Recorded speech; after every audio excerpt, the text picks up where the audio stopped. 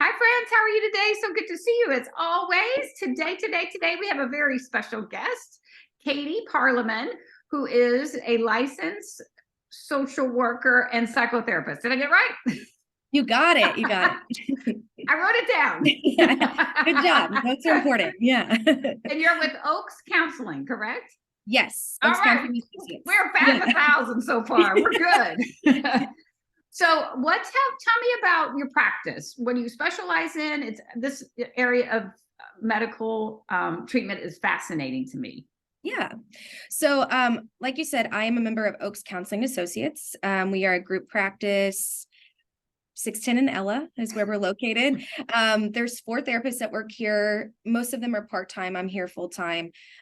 So we all kind of specialize in different things. My area is primarily adult women. So I see mostly, I'm going to throw out, some terms here, Gen Z and millennial women. Those are who I see most commonly. And they're dealing with things like relationship issues. That's a big thing that brings people into therapy, right? So I've seen a lot of people who are like mid-divorce or thinking about divorce, and that's kind of like the catalyst for them to come in and see someone.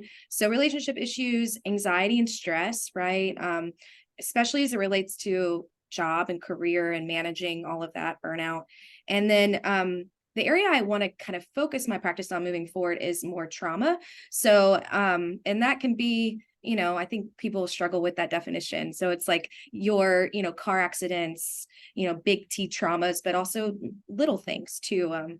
Grief and loss, that's a big one as well. So that's kind of the breadth of what I see personally. And it's so important. It I am a depression sufferer, and I understand the importance of good mental health. So tell us why mental health is so important, because if you broke your leg, you would go to the doctor. Yeah. So tell us about why mental health is so important.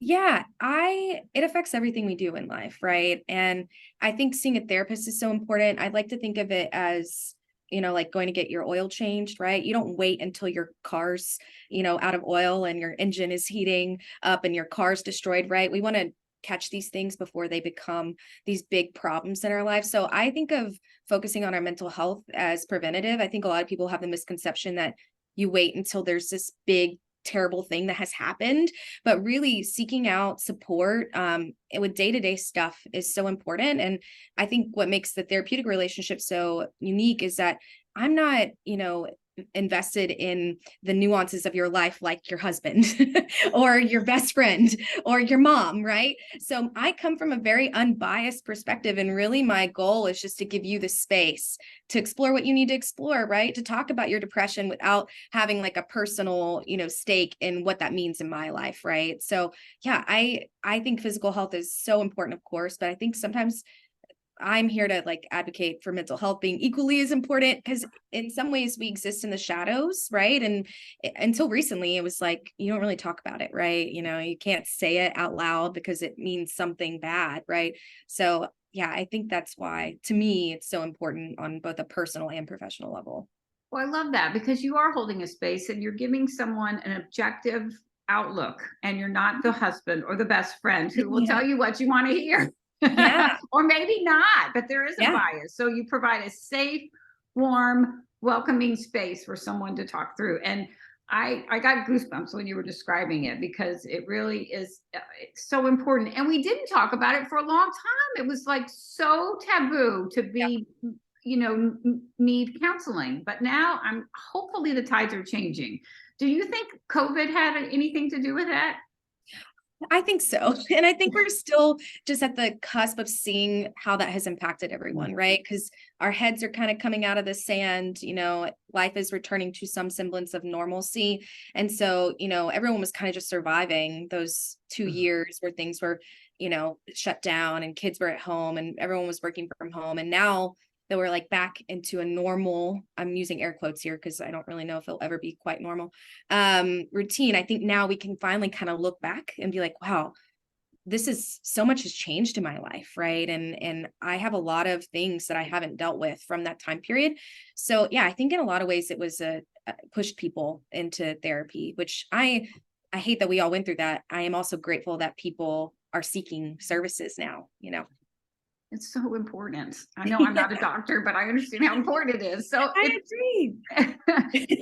if someone's on the fence going, well, I don't know, maybe I don't know if I need to see someone, what would you say? I think everyone should go to therapy. So I think yes, right. And like I said, I think I just had a first session with someone recently where she was like, I have this perception of people that go to therapy and that wasn't me. Right. And yet we're looking at her life and we're like, you probably need to talk to someone about these things, right? And someone that's not your partner, your sister, or best friend, right? So yeah, I think if you're on the fence, I think if we took an honest look at our life and really thought about what we wanted more of, having someone to facilitate that space for us is really important. So, and on that note, I always offer new clients a free 15-minute consult. So they can chat with me and ask all these questions for themselves, no charge to them, and kind of give them some things to think about if they're worried about what that next step looks like. So. And it is a very personal relationship, even though you're objective. So you need to find a good fit for you. And I'm telling you, Katie's lovely.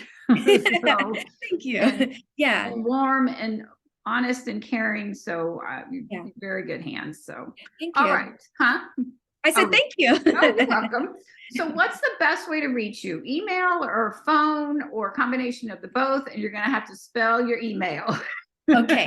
So, email is my first name, Cady at oakspllc.com. Let me pull up our practice phone number because I don't know it off the top of my head. Give me 1 second. I know my phone number and Mark's phone number, and that's Yes. it. So our practice office phone number is 281-888-0578. And then I am on Instagram. That's where I do a lot on my own.